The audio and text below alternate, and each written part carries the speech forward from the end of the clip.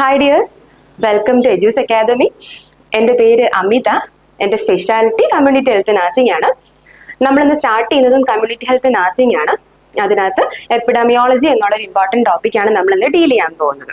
Okay, അപ്പോൾ ഇനി ഉടനെ തന്നെ DME നോട്ടിഫിക്കേഷൻസ് ഉണ്ടായിരിക്കും. അതുകൊണ്ട് തന്നെ നമ്മുടെ എജ്യൂസ് അക്കാദമി അത്രയും ഡീറ്റെയിൽഡ് ആയിട്ടുള്ള ക്ലാസ്സസ് ആണ് നിങ്ങൾക്ക് ഓഫർ ചെയ്യുന്നത്. പഠിച്ചു തുടങ്ങിയോ? എക്സാംസിന് വേണ്ടിയിട്ട് പഠിച്ചു തുടങ്ങിയോ നിങ്ങൾ? അപ്പോൾ ഇതുവരെ കഴിഞ്ഞ കാര്യങ്ങളൊക്കെ വിട്ടേക്കുക. ഇനി വരാൻ പോകുന്ന എക്സാമുകൾക്ക് വേണ്ടിയിട്ട് നന്നായിട്ട് പ്രിപ്പയർ ചെയ്യുക. നന്നായിട്ട് നമ്മുടെ കൂടെ നിങ്ങൾ വരുവാണെങ്കിൽ നിങ്ങൾക്ക് ടോപ്പ് റാങ്കിൽ എത്താനായിട്ട് പറ്റും. സോ അപ്പോൾ നമുക്ക് ഇന്ന് സ്റ്റാർട്ട് ചെയ്യാം. നമ്മുടെ കമ്മ്യൂണിറ്റി ഹെൽത്ത് നഴ്സിംഗും ഒരുപോലെ മറ്റെല്ലാ സബ്ജക്റ്റുകളെ പോലെ ഇമ്പോർട്ടൻ്റ് ആയിട്ടുള്ളൊരു സബ്ജക്റ്റ് ആണ് നമ്മുടെ കമ്മ്യൂണിറ്റി ഹെൽത്ത് നഴ്സിംഗും. സോ അതുകൊണ്ട് എല്ലാത്തിനും ഈക്വൽ ഇമ്പോർട്ടൻസോട് കൂടി തന്നെ നമ്മൾ പഠിക്കുക. എല്ലാ സബ്ജക്റ്റിനും ഒരുപോലെ ഇമ്പോർട്ടൻസ് കൊടുക്കുക. ഓക്കെ, അപ്പൊ അതുപോലെ നമുക്ക് കമ്മ്യൂണിറ്റി ഹെൽത്ത് നഴ്സിംഗും ഇന്ന് സ്റ്റാർട്ട് ചെയ്യാം. അപ്പൊ അതിനകത്ത് തന്നെ ഇമ്പോർട്ടൻ്റ് ആയിട്ടുള്ള ഒരു ടോപ്പിക്കാണ് നമ്മൾ ഇന്ന് ഡീൽ ചെയ്യാൻ പോകുന്നത്, എപ്പിഡമിയോളജി. എപ്പിഡമിയോളജിയെ പറ്റിയിട്ട് എന്തെങ്കിലും നിങ്ങൾക്ക് അറിയാമോ? എന്താണ് എപ്പിഡമിയോളജി? ഓക്കെ, അതിന്റെ ഡെഫിനിഷൻ എന്താണ്, എപ്പിഡമിയോളജിയായിട്ട് ഡീൽ ചെയ്തേക്കുന്ന കാര്യങ്ങൾ എന്തൊക്കെയാണ് എന്നുള്ളത് അറിയാമോ നിങ്ങൾക്ക്? ഓക്കെ, നമുക്കിന്ന് സ്റ്റാർട്ട് ചെയ്യാം. എപ്പിഡമിയോളജിയിൽ ആദ്യമായിട്ട് പറയുന്നത് നമുക്ക് വേർഡ് എപ്പിഡമിയോളജിയെ പറ്റിയിട്ടാണ്. ആ എപ്പിഡമിയോളജി എന്നുള്ളൊരു വാക്ക് വന്നേക്കുന്നത് 3 ഗ്രീക്ക് വാക്കുകളായിട്ടുള്ള എപ്പി, ഡെമോസ് ആൻഡ് ലോഗോസ് എന്ന് പറയുന്ന 3 ഗ്രീക്ക് വാക്കുകളിൽ നിന്നാണ് വന്നേക്കുന്നത്. ഓക്കെ, എപ്പി, ഡെമോസ് ആൻഡ് ലോഗോസ് ഓരോന്നും ഗ്രീക്ക് വാക്കുകൾ തന്നെയാണ്. ഓരോന്നിന്റെയും അർത്ഥം എന്താന്ന് നമുക്ക് നോക്കിയാലോ. എപ്പി എന്ന് പറഞ്ഞാല് എന്താണ്?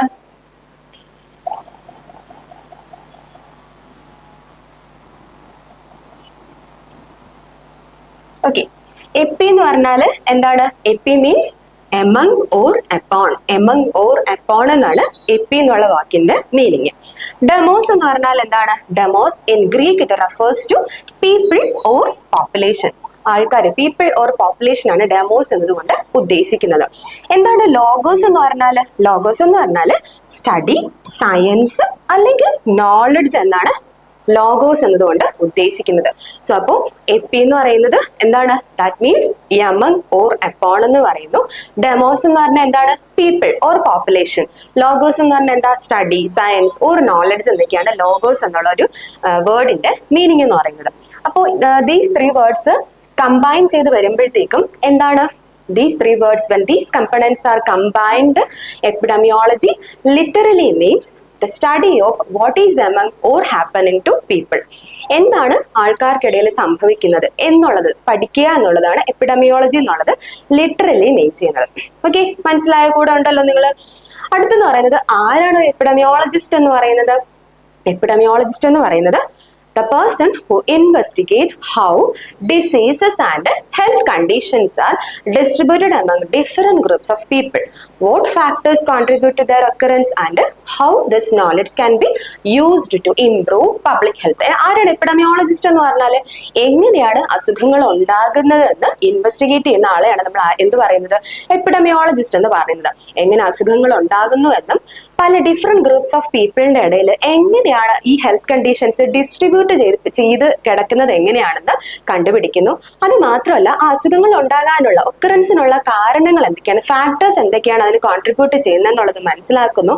അത് മാത്രമല്ല, ഈ പറയുന്ന കാര്യങ്ങളെല്ലാം മനസ്സിലാക്കി കഴിഞ്ഞാൽ അതിൽ നിന്ന് കിട്ടുന്ന റിസൾട്ട്, ആ റിസൾട്ടിന് എങ്ങനെ പബ്ലിക് ഹെൽത്ത് ഇംപ്രൂവ് ചെയ്യാനായിട്ട് യൂസ് ചെയ്യാം എന്നുള്ളതിനെ പറ്റിയിട്ടൊക്കെ പഠിച്ച് അതിനൊക്കെ വേണ്ടിയിട്ടുള്ള കാര്യങ്ങളെല്ലാം കണ്ടുപിടിക്കുകയും ചെയ്യുകയും ചെയ്യുന്ന ആളിനെയാണ് നമ്മൾ എപ്പിഡമിയോളജിസ്റ്റ് എന്നതുകൊണ്ട് ഉദ്ദേശിക്കുന്നത്.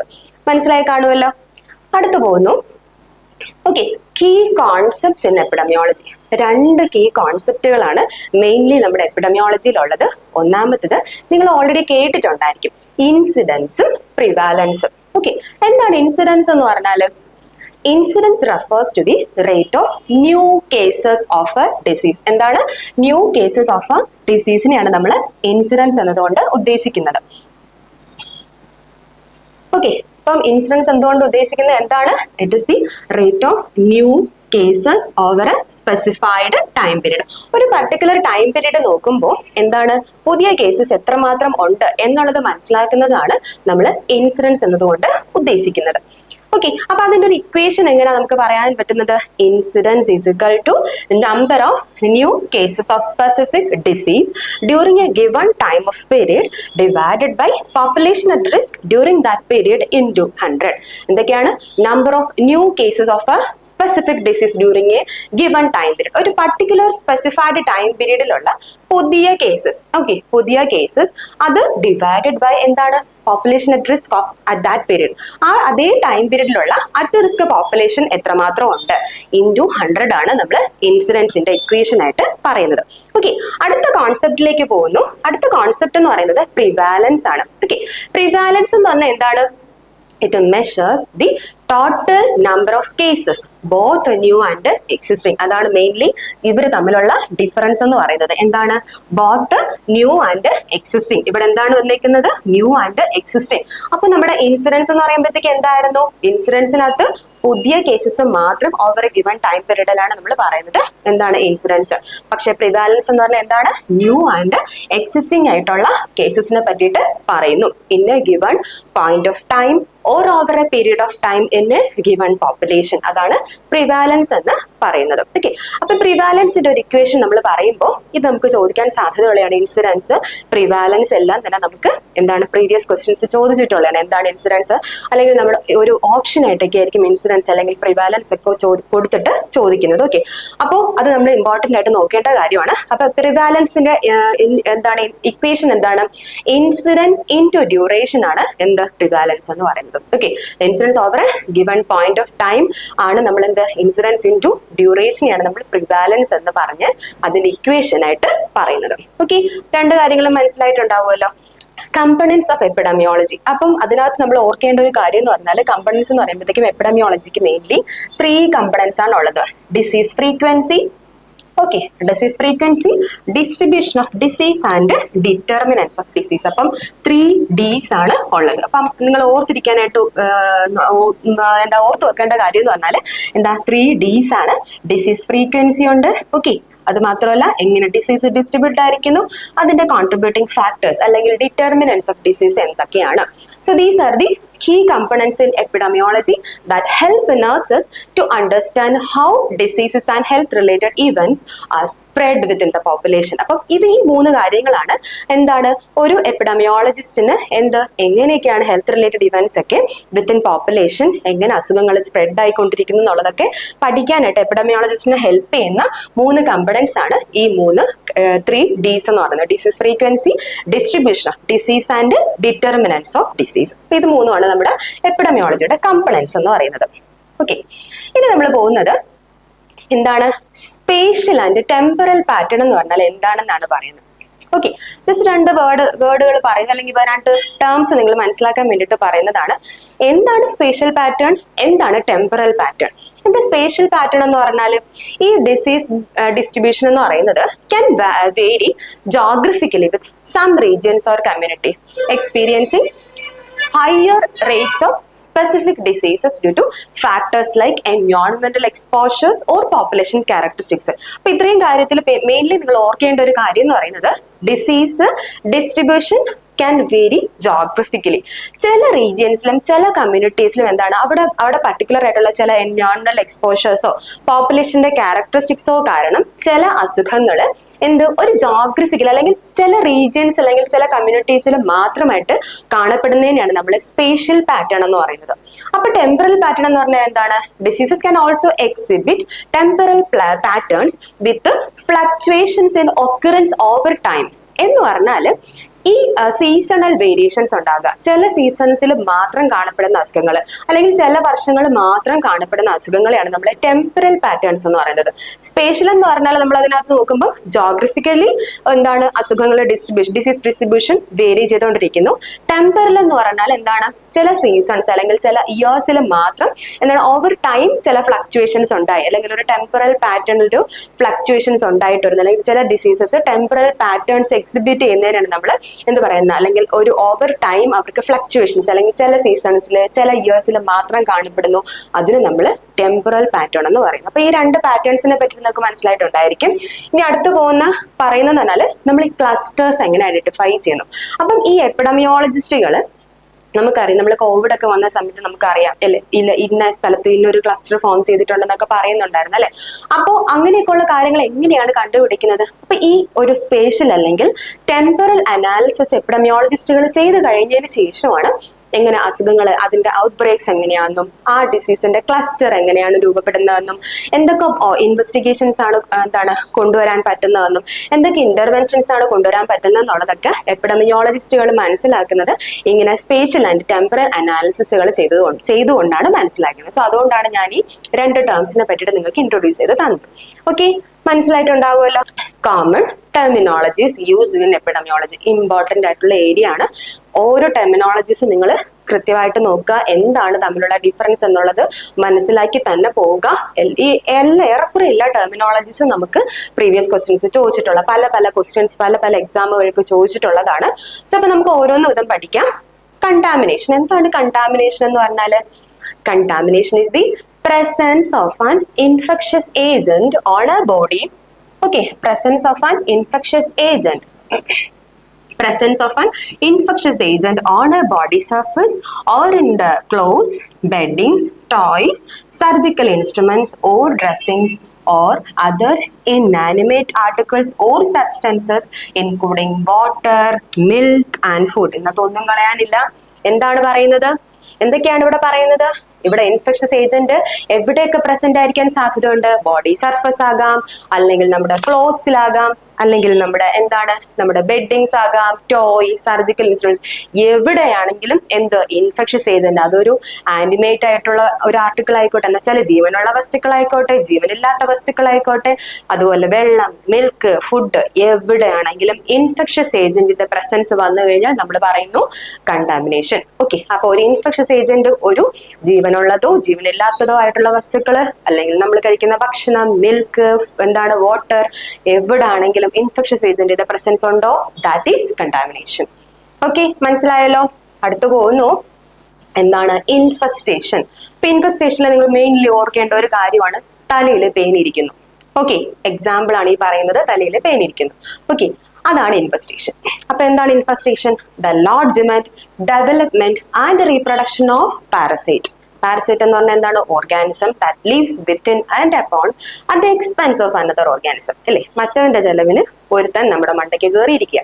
ഓക്കെ, അങ്ങനെ ഒരാൾ കയറിയിരിക്കുന്നു on the surface of the body or in the cloth. നമ്മുടെ തുണിയിലോ, നമ്മുടെ വസ്ത്രത്തിലോ, നമ്മുടെ ബോഡി സർഫസിലോ എവിടെയെങ്കിലും എന്ത് സുഖമായിട്ട് കയറിയിരുന്ന് അതൊരു പാരസൈറ്റ് ആണ്.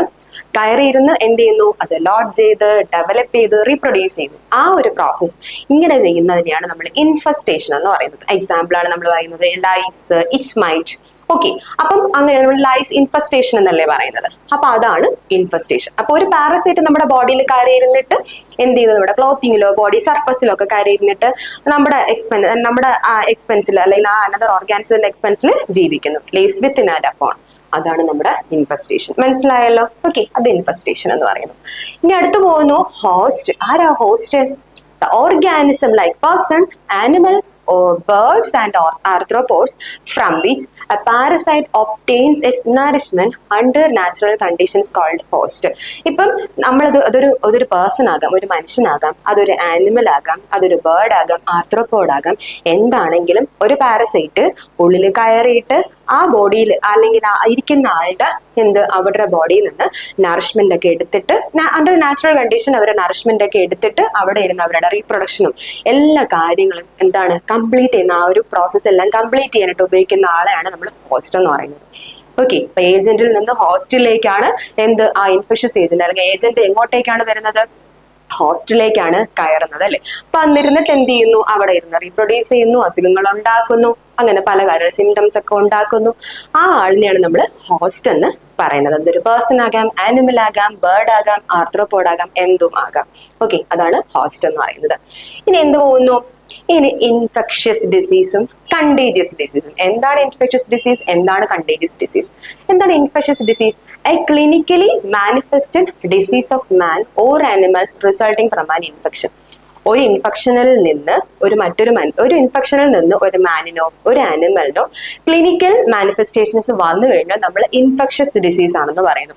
കണ്ടേജിയസ് ഡിസീസ് എന്ന് പറഞ്ഞാൽ ഡയറക്റ്റ് കോണ്ടാക്ട് വഴി. ഓക്കെ, അതാണ് ആ ഒരു രണ്ടും തമ്മിലുള്ള difference.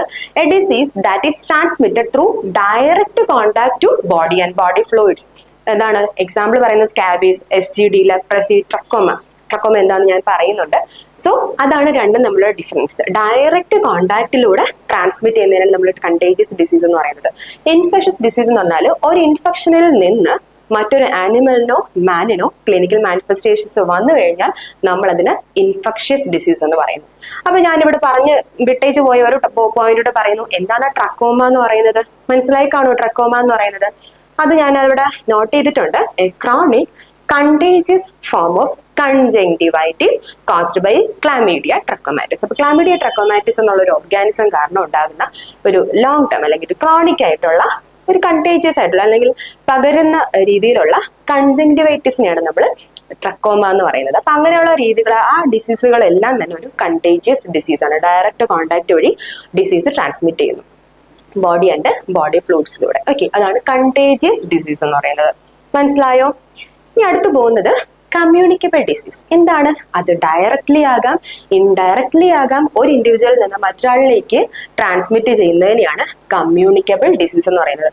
A disease that may be transmitted directly or indirectly from one individual to another. അപ്പം ഓരോരോ ഡെഫിനിഷൻസ് നിങ്ങൾ കൃത്യമായിട്ട് നോട്ട് ചെയ്ത് എന്താണ് തമ്മിലുള്ള ഡിഫറൻസ് എന്ന് നോക്കി തന്നെ പഠിക്കുക. കമ്മ്യൂണിക്കബിൾ എന്ന് പറയുന്നത് ഡയറക്ട്ലിയോ അല്ലെങ്കിൽ ഇൻഡയറക്ട്ലി ഒരു ഇൻഡിവിജ്വലിൽ നിന്ന് മറ്റൊരാളിലേക്ക് ഡിസീസ് ട്രാൻസ്മിറ്റ് ചെയ്താൽ നമ്മൾ കമ്മ്യൂണിക്കബിൾ ഡിസീസ് എന്ന് പറയുന്നു.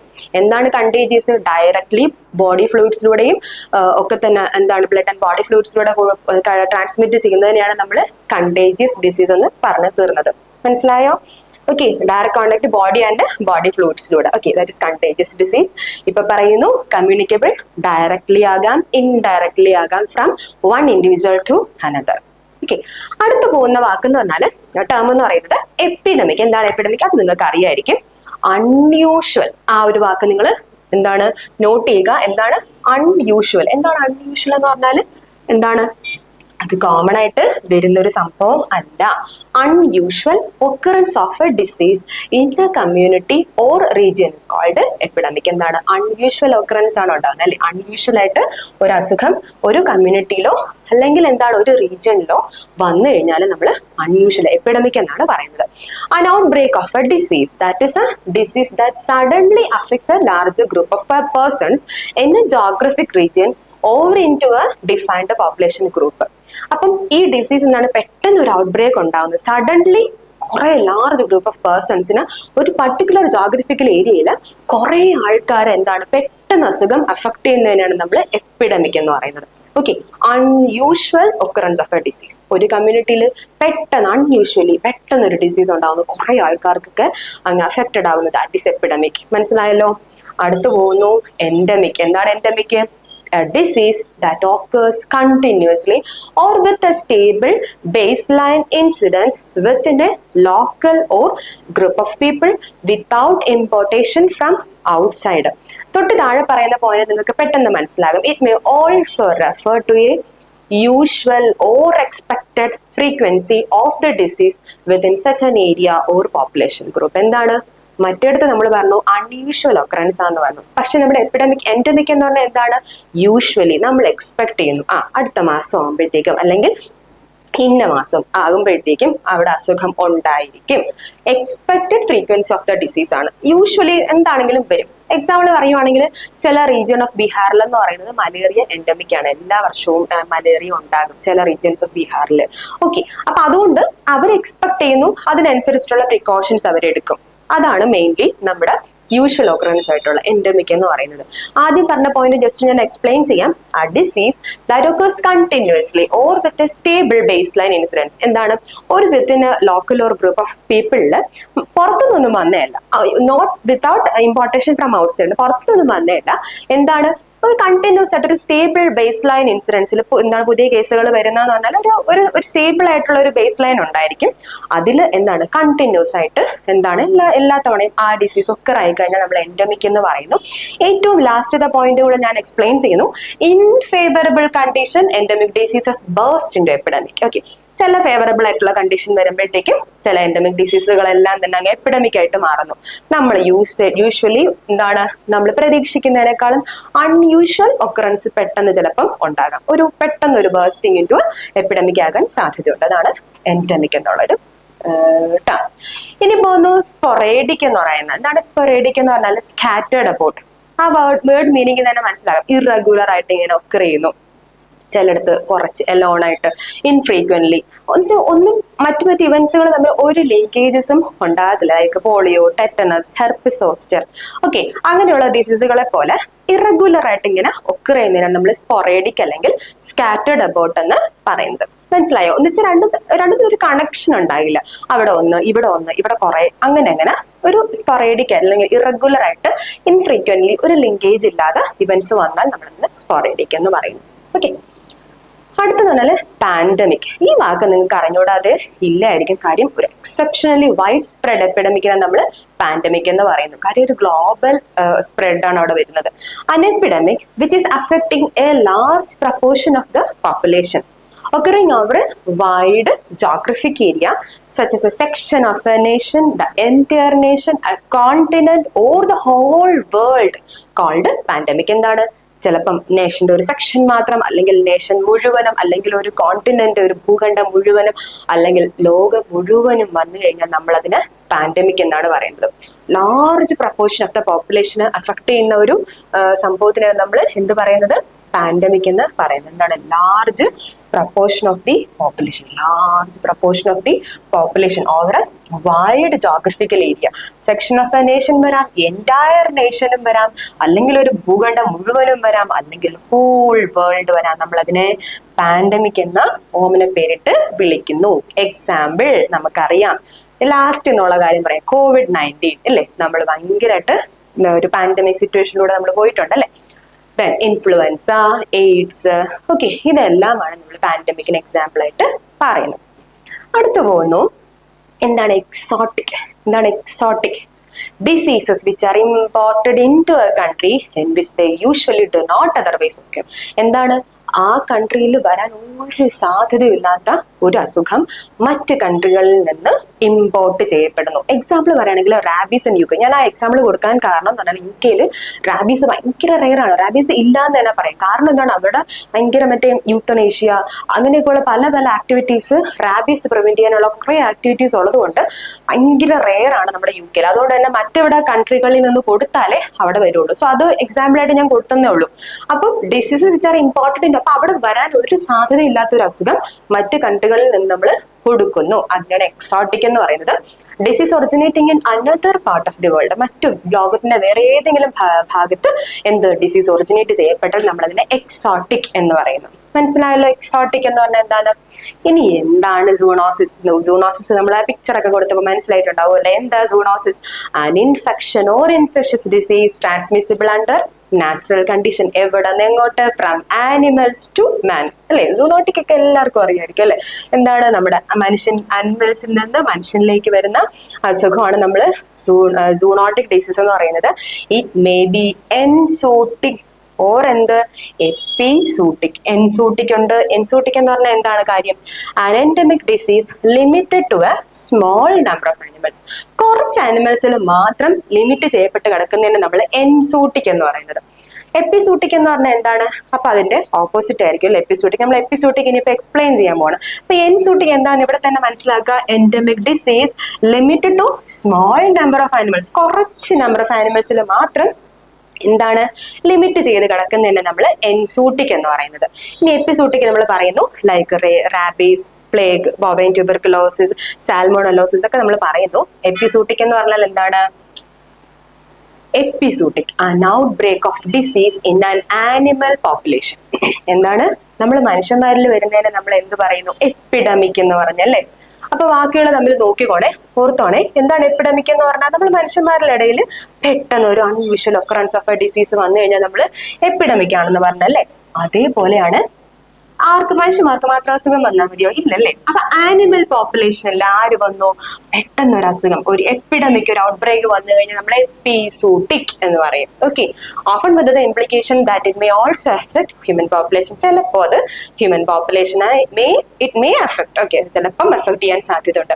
എന്താണ് എപ്പോർണിത്തിക്ക്? അപ്പൊ മനുഷ്യന്മാർക്ക് വരാം, ആനിമൽ പോപ്പുലേഷന് വരാം, ആർക്കും വരാം, നമ്മുടെ ബേർഡ് പോപ്പുലേഷനും വരാം. ഒരു എപ്പിഡമിക്, ഒരു ഔട്ട് ബ്രേക്ക് പെട്ടെന്ന് നമ്മുടെ ബേർഡ് പോപ്പുലേഷന് വന്നു കഴിഞ്ഞാൽ നമ്മൾ അതിനെ പറയുന്നു എപ്പോർണിത്തിക്. ഓക്കെ, എപ്പോർണിത്തിക് മനസ്സിലായി കാണുമല്ലോ അല്ലെ. അപ്പൊ നമ്മള് എന്താണ് എൻസൂട്ടിക് എന്നുള്ളത് നേരത്തെ പറഞ്ഞു. എന്താണ് എൻസൂട്ടിക് എന്ന് പറഞ്ഞാൽ ഒരു എൻഡമിക് ഡിസീസ് എന്ന് പറഞ്ഞാൽ കുറച്ച് നമ്പർ ഓഫ് ആനിമൽസിന് മാത്രം എന്താണ് ലിമിറ്റ് ചെയ്ത് കാണപ്പെടുന്ന നമ്മൾ എൻസൂട്ടിക് എന്ന് പറയുന്നു. എപ്പോസൂട്ടിക് എന്ന് പറഞ്ഞാൽ എന്താണ് അൺയൂഷ്വലി അല്ലെങ്കിൽ ഒരു എപ്പിഡമിക്, ഒരു ആനിമൽ പോപ്പുലേഷനിൽ ഒരു ഔട്ട് ബ്രേക്ക് വന്നു കഴിഞ്ഞാൽ നമ്മൾ എപ്പിസൂട്ടിക് എന്ന് പറയുന്നു. എപ്പോർണിത്തിക് എന്ന് പറഞ്ഞാൽ ബേർഡ് പോപ്പുലേഷനിലുള്ള ഒരു പെട്ടെന്ന് ഡിസീസ് സ്പ്രെഡ് ആവുന്നു. ഇനി ആരാണ് കാരിയർ, ആരാണ് കേസ്?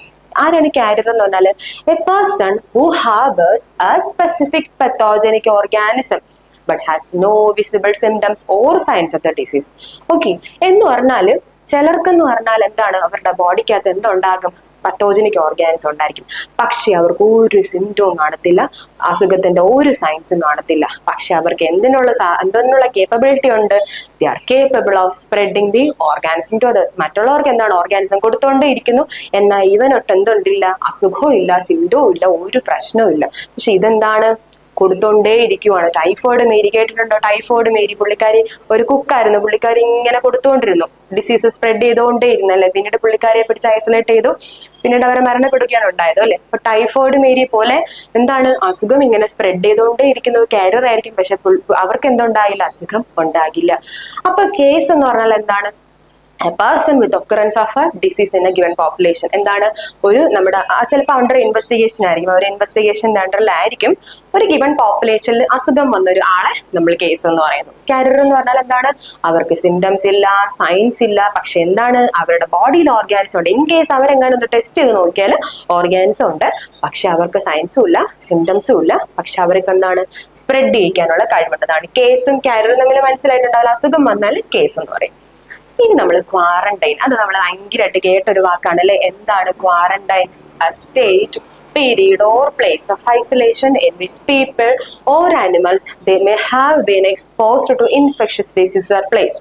എന്താണ് ഒരു ഇൻഫെക്ഷ്യസ് ഡിസീസസിന് അവരെന്തായി? എക്സ്പോസ്ഡ് ആയി, ഓൾറെഡി എക്സ്പോസ്ഡ് ആയി കഴിഞ്ഞാൽ അവരെന്ത് ചെയ്യും? ഐസൊലേറ്റ് ചെയ്യും അല്ലെ. അപ്പൊ ആ ഐസൊലേറ്റ് ചെയ്തിരിക്കുന്ന ആ ഒരു സ്റ്റേറ്റ് അല്ലെങ്കിൽ ആ ഒരു പീരീഡ് അല്ലെങ്കിൽ ആ പ്ലേസിനെയാണ് നമ്മൾ ക്വാറന്റൈൻ എന്ന് പറയുന്നത്. പീപ്പിൾ ഓർ ആനിമൽസിനെ ആകാം നമ്മൾ ക്വാറന്റൈനിൽ ഇരുത്തുക, അല്ലെങ്കിൽ അവർ ഇൻഫെക്ഷ്യസ് ഡിസീസസിന് എക്സ്പോസ്ഡ് ആയി കഴിഞ്ഞാൽ നമ്മളൊരു സ്റ്റേറ്റ് ഓർ പീരീഡിൽ നമ്മൾ ഇരുത്തുമല്ലോ, ഒരു ഐസൊലേഷൻ, അതിനെയാണ് ക്വാറന്റൈൻ എന്ന് പറയുന്നത്. വേറൊരു രീതിയിൽ പറഞ്ഞാൽ the period during which the free entry to a country by humans, animals, plants or agricultural products with a significant health risk is prohibited in order to limit the spread of potentially infectious diseases. എന്താണ് ഇപ്പൊ നമുക്കറിയാം, നമ്മൾ എല്ലാ കൺട്രീസിലും നമുക്ക് free entry ആണല്ലേ, പക്ഷേ ചില സാഹചര്യങ്ങളിൽ എന്തുണ്ടാകുന്നു? ആ ഒരു ഫ്രീ എൻട്രി നമുക്ക് നഷ്ടപ്പെടുന്നു. അപ്പം അങ്ങനെ നമ്മൾ നഷ്ടപ്പെടുത്തിയിട്ട് നിങ്ങൾ ഇത്ര സമയത്ത് ഒരു എൻഫോഴ്സ്ഡ് ഐസൊലേഷൻ എടുക്കണം എന്ന് പറയും. ഓക്കെ, അത് ഹ്യൂമൻസിനാകാം, ചിലപ്പോൾ ആനിമൽസിനെ കൊണ്ടുപോകാൻ പറ്റത്തില്ല, പ്ലാന്റ്സ്, അഗ്രികൾച്ചറൽ പ്രോഡക്ട്സ്, സിഗ്നിഫിക്കന്റ് ആയിട്ടുള്ള ഹെൽത്ത് റിസ്കുകൾ വരാതെ പ്രൊഹിബിറ്റ് ചെയ്യാൻ വേണ്ടിയിട്ടാണ് ഈ ഒരു പരിപാടി ചെയ്യുന്നത്. അപ്പൊ ആ ഡ്യൂറേഷൻ ഓഫ് എൻഫോഴ്സ്ഡ് ഐസൊലേഷൻ ആണ് അല്ലെ. നമ്മൾ ഇരിക്കാൻ എന്താണ് നമ്മളായിട്ട് വിചാരിക്കുന്നതല്ല, പക്ഷെ നമുക്ക് ആ ഒരു സാഹചര്യം കൊണ്ട് നമ്മൾ അങ്ങനെ ആയി പോകുന്നതാണ്. ഐസൊലേഷനിൽ ഇരിക്കേണ്ട സാഹചര്യം വരുന്നതാണ് അല്ലെ. അപ്പം ഈ ഡ്യൂറേഷൻ ഓഫ് ഐസൊലേഷൻ എന്ന് പറഞ്ഞാൽ it is equal to the longest known incubation period of the disease. എന്താണ് അസുഖത്തിന്റെ ഇൻക്യുബേഷൻ പീരീഡ് അനുസരിച്ച് എന്താണ് ഒരു ഓർഗാനിസം നമ്മുടെ ബോഡിയിലേക്ക് കയറി കഴിഞ്ഞിട്ട് നമുക്ക് സിംറ്റംസ് കാണിക്കാൻ എടുക്കുന്ന ആ ഒരു ടൈമാണ് ഇൻക്യുബേഷൻ പീരീഡ് എന്ന് പറയുന്നത്. അപ്പം ഓരോ അസുഖങ്ങൾക്കും ഓരോ ഡിസീസസിനും ഇൻക്യുബേഷൻ പീരീഡ് വേരി ചെയ്തുകൊണ്ടേയിരിക്കുകയാണ് അല്ലെ. അപ്പം വേരി ചെയ്യുന്ന ഇൻക്യുബേഷൻ പീരീഡ് അനുസരിച്ചിട്ട് എന്താണ് അതനുസരിച്ചിട്ട് ഐസൊലേഷന്റെ സമയം അതേപോലെ ക്രമീകരിക്കേണ്ടിയിരിക്കുന്നു. ഇതാണ് ക്വാറന്റൈൻ എന്ന് പറഞ്ഞാൽ. മനസ്സിലായിട്ട് കാണുമല്ലോ. ക്വാറന്റൈൻ എല്ലാം നമുക്ക് ഓൾറെഡി നമ്മൾ എന്താണ് അനുഭവിച്ചിട്ടുള്ള കാര്യമാണ് അല്ലെ. അപ്പൊ നമ്മൾ കുറച്ച് ടെർമിനോളജീസ് എല്ലാം പഠിച്ചു. ഇനി നമ്മൾ പോകുന്ന ടോപ്പിക് എന്ന് പറയുന്നത് ട്രാൻസ്മിഷൻ ഓഫ് ഡിസീസ്, എങ്ങനെയാണ് അസുഖം ട്രാൻസ്മിറ്റ് ചെയ്യുന്നത്, എന്താണ് നമ്മൾ ഹോസ്റ്റ്, ആ സോഴ്സ് എന്തൊക്കെയാണ്, അങ്ങനെയുള്ള കുറച്ച് കാര്യങ്ങളൊക്കെ നമ്മൾ എങ്ങനെയൊക്കെയാണ് ഡയറക്ട്ലി ആൻഡ് ഇൻഡയറക്ട്ലി ട്രാൻസ്മിറ്റ് ചെയ്യുമോ, അങ്ങനെയുള്ള കാര്യങ്ങളൊക്കെയാണ് നമ്മൾ ട്രാൻസ്മിഷൻ ഓഫ് ഡിസീസിൽ പഠിക്കാൻ പോകുന്നത്. Okay, so communicable diseases are transmitted from reservoir, അല്ലെങ്കിൽ എന്ത് പറയുന്നു, സോഴ്സ് ഓഫ് ഇൻഫെക്ഷൻ. ഇപ്പൊ നമ്മൾ റിസർവോയർ അല്ലെങ്കിൽ ആ ഇൻഫെക്ഷന്റെ സോഴ്സ് എന്താണ്, അവിടെ നിന്ന് സസെപ്റ്റബിൾ ഹോസ്റ്റിലേക്കാണ് ആ ഡിസീസ് ട്രാൻസ്മിറ്റ് ചെയ്യപ്പെടുന്നത്. അപ്പൊ സോഴ്സ് എന്ന് പറഞ്ഞാൽ എന്താണ്, source of infection is defined as the person ആകാം, ആനിമൽ ആകാം, ഒബ്ജക്റ്റ് ആകാം, or substance from which an infectious agent passes to the host. എന്താണ്, ഒരു ഹോസ്റ്റിലേക്ക് ഒരു എന്താണ് പേഴ്സണോ ആനിമലോ ഒബ്ജക്റ്റോ സബ്സ്റ്റൻസോ എവിടെ നിന്നാണെങ്കിലും ഇൻഫെക്ഷ്യസ് ഏജന്റ് ഹോസ്റ്റിലേക്ക് ട്രാൻസ്മിറ്റ് ചെയ്യപ്പെടുന്ന ആ ഒരു എന്താണ്, അതിനെയാണ് നമ്മൾ സോഴ്സ് ഓഫ് ഇൻഫെക്ഷൻ എന്ന് പറയുന്നത്. ഇൻഫെക്ഷ്യസ് ഏജന്റ് ഹോസ്റ്റിലേക്ക് പാസ് ചെയ്യപ്പെടുന്ന അത് പേഴ്സൺ ആകാം, ആനിമൽ ആകാം, ഒബ്ജക്റ്റ് ആകാം, സബ്സ്റ്റൻസ് ആകാം, അതിനെ നമ്മൾ സോഴ്സ് ഓഫ് ഇൻഫെക്ഷൻ അല്ലെങ്കിൽ സോഴ്സ് എന്ന് പറയുന്നു. ഓക്കെ, അടുത്തെന്ന് പറഞ്ഞാൽ reservoir. Any person, animal, arthropod, plant, soil or substance in which an infectious agent lives and multiplies, or it depends primarily for survival, where it reproduces itself in such a manner that it can be transmitted to the susceptible host. എന്നാൽ susceptible ആയിട്ടുള്ള ഒരു host ഉണ്ട് അല്ലെ? Okay, അതിന് മുന്നേ എന്താണ്, ഒന്നിരുന്ന് അവരുടെ ചിലപ്പോൾ ലൈഫ് സൈക്കിൾ കംപ്ലീറ്റ് ചെയ്യണമായിരിക്കും. ആ ലൈഫ് സൈക്കിൾ വൺസ് കംപ്ലീറ്റ് ചെയ്ത് കഴിഞ്ഞിട്ട് ഹോസ്പിറ്റലിൽ എത്തിയിട്ടേ കാരണം ഉണ്ടാകുള്ളൂ, അസുഖം ഉണ്ടാക്കാനായിട്ട് പറ്റത്തുള്ളായിരിക്കും. അപ്പം അങ്ങനെ ലൈഫ് സൈക്കിൾ കംപ്ലീറ്റ് ചെയ്യാനായിട്ട് ഉപയോഗിക്കുന്ന ആളിനെയാണ് നമ്മൾ റിസർവെയർ എന്ന് പറയുന്നത്. അതൊരു പേഴ്സൺ ആകാം, ആനിമൽ ആകാം, ആർത്രോപോഡ് ആകാം, പ്ലാന്റോ, ചിലപ്പോൾ സോയിലോ ആകാം, അല്ലെങ്കിൽ എന്തെങ്കിലും സബ്സ്റ്റൻസ് ആകാം. ഒരു ഇൻഫെക്ഷ്യസ് ഏജന്റ് ലീവ് ചെയ്ത് മൾട്ടിപ്ലൈ ചെയ്ത് പ്രൈമറിലി ഒന്ന് സർവൈവ് ചെയ്തിരിക്കുക, ചിലപ്പോൾ അത് റീപ്രൊഡ്യൂസ് ചെയ്യണം. ഓക്കെ, റീപ്രൊഡ്യൂസ് ചെയ്ത് അതൊന്ന് എടുക്കാനായിട്ട് എടുക്കുന്ന ഒരു സ്ഥലമാണ് റിസർവെയർ എന്ന് പറയുന്നത്. നമ്മുടെ ഹോസ്റ്റിലേക്ക് എത്തിയിട്ടില്ല, ആളിലേക്ക് എത്തിയിട്ടില്ല, നമ്മൾ അസുഖം ഉണ്ടാക്കുന്ന ആളിലേക്ക് എത്തിയിട്ടില്ല, സസെപ്റ്റബിൾ ഹോസ്റ്റിലേക്ക് എത്തുന്നതിന് മുന്നേ ഒന്ന് ആ ഒരു ലൈഫ് സൈക്കിൾ കംപ്ലീറ്റ് ചെയ്യാനായിട്ട് ഉപയോഗിക്കുന്ന ആളിനാണ് റിസർവെയർ എന്ന് പറയുന്നത്. അത് ഹ്യൂമൻ റിസർവെയർ ആകാം, ആനിമൽ റിസർവെയർസ് ആകാം, മറ്റു നോൺ ലിവിങ് തിങ്സ് ആകാം. ഹ്യൂമൻ റിസർവെയർ എന്ന് പറഞ്ഞാൽ ഹ്യൂമൻസ് തന്നെ ആയിരിക്കും. ആനിമൽ റിസർവെയർ എന്ന് പറഞ്ഞാൽ എക്സാമ്പിൾസ് ആണ് ഡോഗ്, റാറ്റ്, ബേർഡ്സ്, അതെല്ലാം പറയുന്നത്. റിസർവൈസ് ഇൻ നോൺ ലിവിങ് തിങ്സ് എന്ന് പറഞ്ഞാൽ സോയില്, ഫോമൈറ്റ്സ് എന്ന് പറഞ്ഞാൽ നമ്മൾ തൊടുന്നതും ഒക്കെ ആയിട്ടുള്ള തിങ്സ് ഇല്ലേ, അതിനാണ് നമ്മൾ ഫോമൈറ്റ്സ് എന്ന് പറയുന്നത്. അപ്പൊ അതിലേക്ക് കൂടെ അവിടെയൊക്കെ എന്ത് ചെയ്യും, അവിടേക്ക് ഇരുന്നൊന്ന് ചിലപ്പോൾ അവിടെ ഇരുന്ന് ഒന്ന് സർവൈവ് ചെയ്ത് ഒന്ന് റീപ്രൊഡക്ഷൻ ഒക്കെ സംഭവിച്ചതിന് ശേഷം അത് നല്ലൊരു ഓർഗാനിസം ആയിട്ടായിരിക്കും ചിലപ്പോൾ ഹോസ്പിറ്റലിലേക്ക് പോകുന്നത്. അപ്പൊ അതിന് മുന്നേ ഇരിക്കുന്ന ആളിനെയാണ് നമ്മൾ റിസർവോയർ എന്ന് പറയുന്നത്. ഓക്കെ, ഇനി എന്ന് പറഞ്ഞാൽ മോഡ്സ് ഓഫ് ട്രാൻസ്മിഷൻ ആണ്. നമുക്ക് 2 ട്രാൻസ്മിഷൻ ആണുള്ളത്, ഡയറക്ട്ലി ഉണ്ട്, ഇൻഡയറക്ട്ലി ഉണ്ട്. ഡയറക്റ്റ് ട്രാൻസ്മിഷൻ എന്ന് പറഞ്ഞാൽ എന്താണ്, ഡയറക്റ്റ് കോണ്ടാക്ട് വഴി അല്ലെ, skin to skin, mucosa to mucosa, or mucosa to may be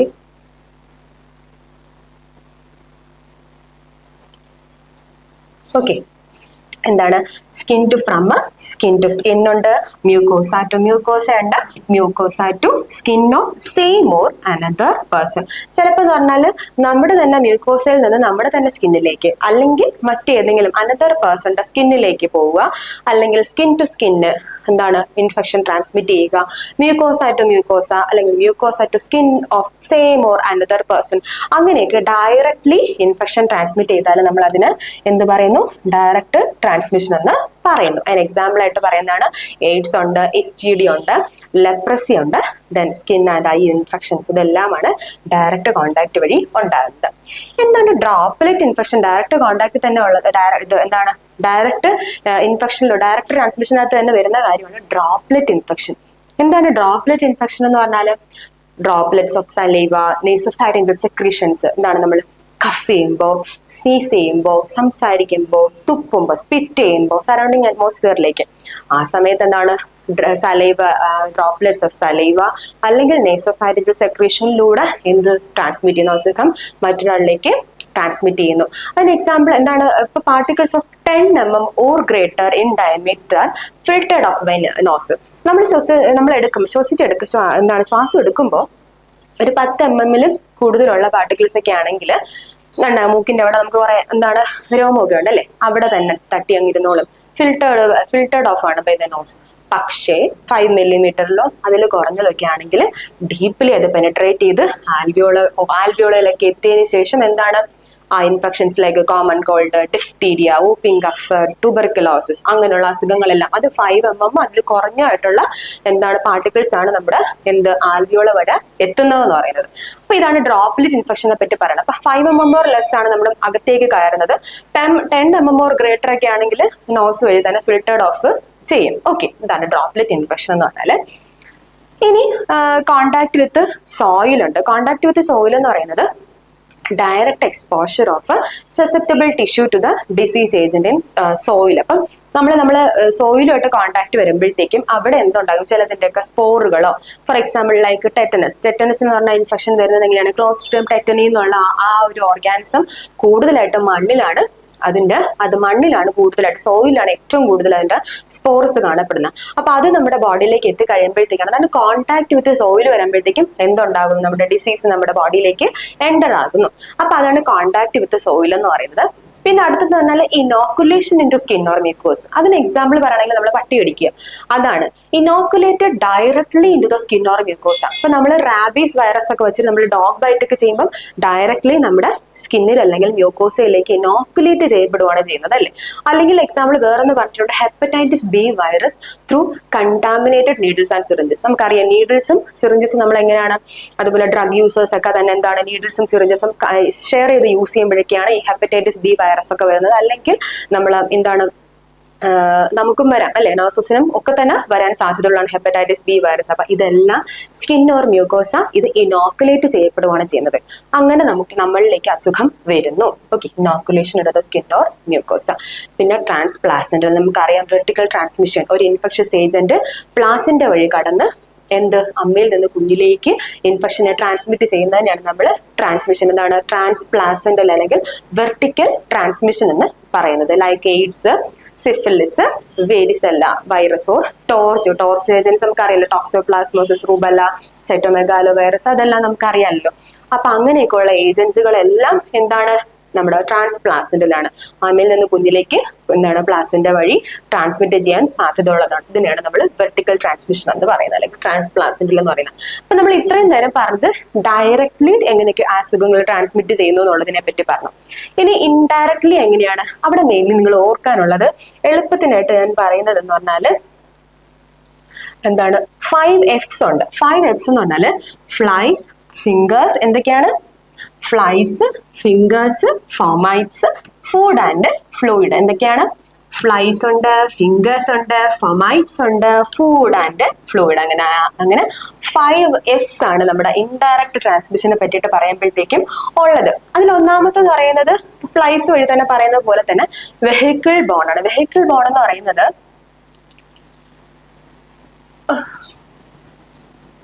okay, vehicle bone എന്ന് പറയുന്നത് എന്താണ്, infectious agent transmitted through water, food, blood, serum, plasma etcetera.